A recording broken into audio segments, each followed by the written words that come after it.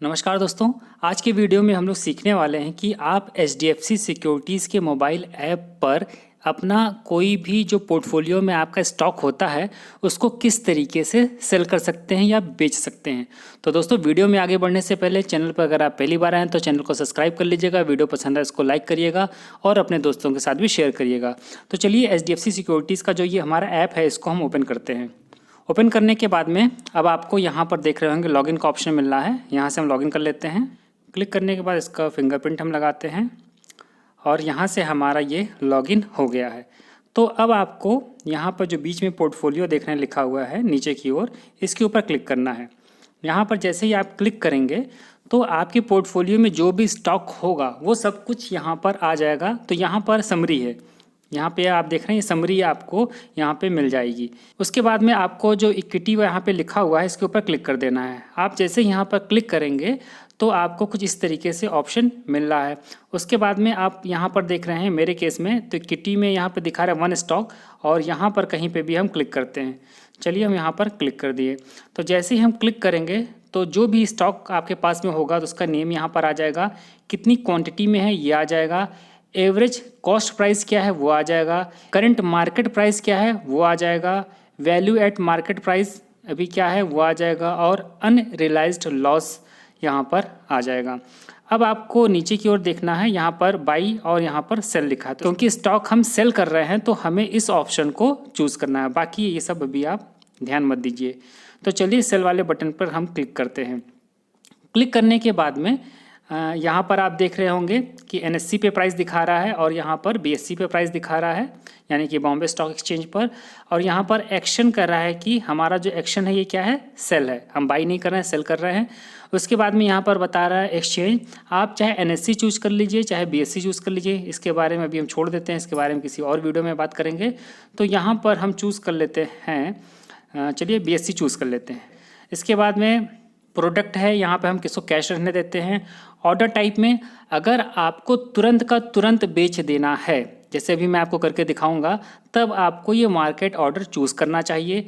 और अगर आपको किसी अपने मनचाहे प्राइस पर बेचना है तब आपको लिमिट ऑर्डर चूज़ करना चाहिए। जैसे कि अभी यहाँ पर लिमिट चूज़ है, तो जब लिमिट चूज़ रहेगा तो यहाँ पर प्राइस का ऑप्शन आपको डालने को मिलेगा।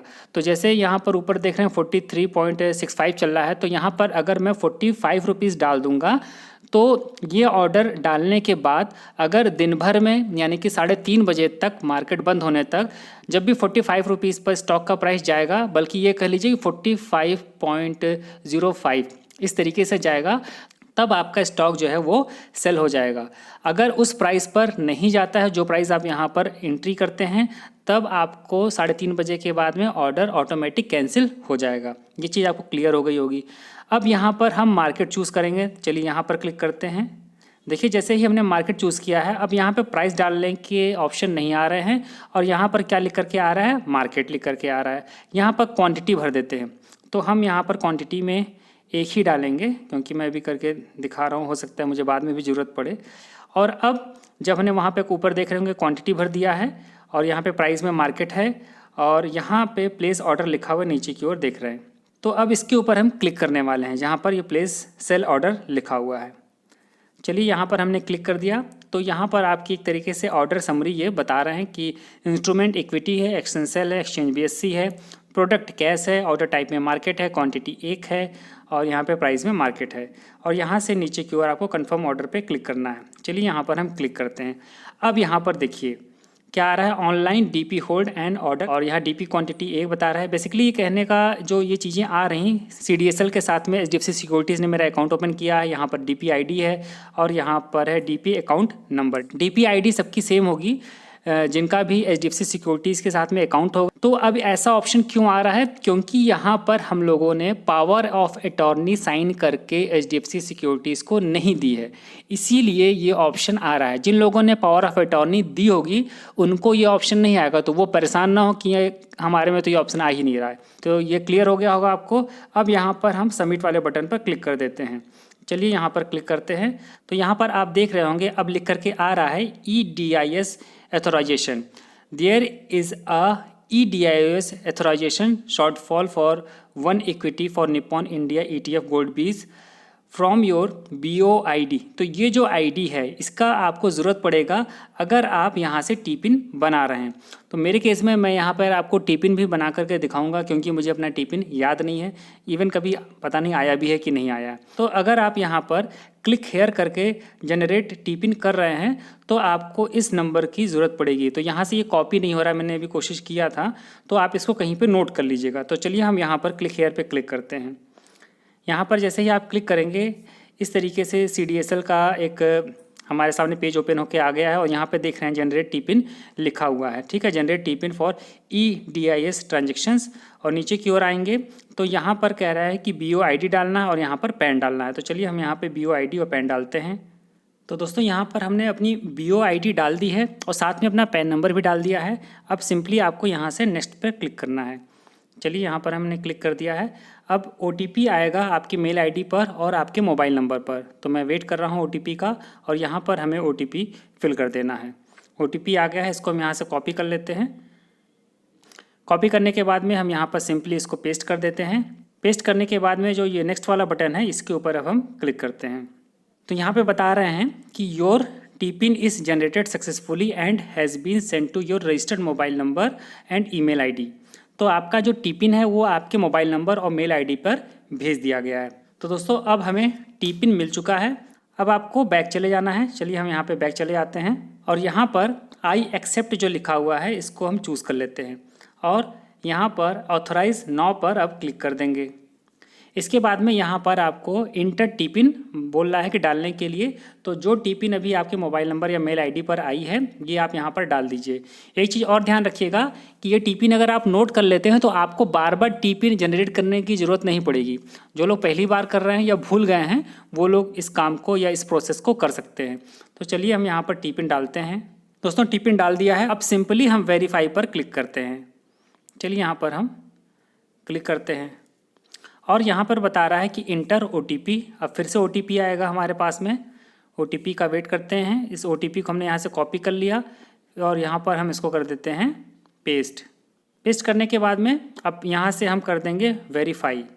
ठीक, और यहाँ पर नीचे की ओर जो भी चीज़ें हैं ये प्री ट्रेड का इन्होंने दे रखा है कि एक क्वान्टिटी है ये सब, तो इसको मत ध्यान दीजिए। सीधे हम वेरीफाई पर क्लिक करते हैं। चलिए हमने वेरीफाई पर क्लिक कर दिया। यहाँ पे आ रहा है authorisation successful for selected ISIN number दे रखा है। Please visit the EDIS page to view your authorisation. EDIS requisition can be requested after 30 minute of successful authorisation. चलिए हमारा जो ऑथराइज वाला था वो तो हो गया है। अब यहाँ पर हम कन्फर्म ऑर्डर पे क्लिक करते हैं और यहाँ पे सबमिट पे क्लिक करते हैं और यहाँ पर देखिए अब लिख करके आ गया है order placed successfully. Your order reference number इतना दे रखा है और यहाँ से आप ऑर्डर बुक पर जा कर के देख सकते हैं। चलिए मैं ले चल के आपको दिखाता हूँ। ऑर्डर बुक पे चलते हैं और यहाँ पर आप देख रहे होंगे सेल हो गया है। स्टेटस में एग्जीक्यूटेड दिखा रहा है, एग्जीक्यूटेड क्वांटिटी दिखा रहा है। 1 मैंने किया था तो 1/1 दिखा रहा है। कभी कभी ये इस तरीके से लिखा रहता है कि मान लीजिए जब आप ज़्यादा शेयर बेचते हैं तो पार्शियली सेल हो जाते हैं, कुछ बिकते हैं कुछ नहीं बिकते हैं क्योंकि उस प्राइस पे आते नहीं हैं। और यहाँ पे करंट मार्केट प्राइस दिखा रहा है और यहाँ पर ऑर्डर प्राइस, क्योंकि मैंने मार्केट उस पर किया था यानी मार्केट प्राइस वाला ऑप्शन मैंने चूज़ किया था तो इसलिए यहाँ पर ये मार्केट लिखा हुआ आ रहा है। ठीक, तो मेरे ख्याल से आपको ये चीज़ समझ में आ गई होगी कि आप स्टॉक को किस तरीके से बेच सकते हैं HDFC सिक्योरिटीज़ के मोबाइल ऐप के द्वारा। तो इसके बाद में आप जो ये ऑर्डर बुक का जो दिखा रहा है उसके बाद इस चीज़ को आप ट्रेड बुक में भी देख सकते हैं। चलिए यहाँ पर मैं क्लिक करके दिखाता हूँ और यहाँ पे आप इस सर्च पे क्लिक करेंगे तो ट्रेड बुक में भी यहाँ पर आपका दिखा रहा है। ठीक है, ट्रेडेड क्वांटिटी है यानी कि एक हमने सेल किया है और यहाँ करंट मार्केट प्राइस और यहाँ पे ट्रेड डेट एंड टाइम दिखा रहा है 8 जुलाई 2022 और यहाँ पे टाइम दिखा रहा है 14:27 यानी कि 2:27। तो इस तरीके से आप भी बहुत ही आसानी से अपने HDFC सिक्योरिटीज़ के मोबाइल ऐप के द्वारा अपना कोई भी शेयर बेच सकते हैं बिना पावर ऑफ अटॉर्नी दिए। टी पिन भी मैंने जनरेट करना आपको यहाँ पे बता दिया है। तब भी ना समझ में आया तो आप फिर मैसेज करिएगा, कमेंट करिएगा, मैं उसको फिर से समझाने का आपको प्रयास करूँगा। तो दोस्तों इस वीडियो में इतना ही। वीडियो पसंद आया तो लाइक कर दीजिएगा, चैनल को सब्सक्राइब कर दीजिएगा। मिलते हैं नेक्स्ट वीडियो में, तब तक के लिए नमस्कार।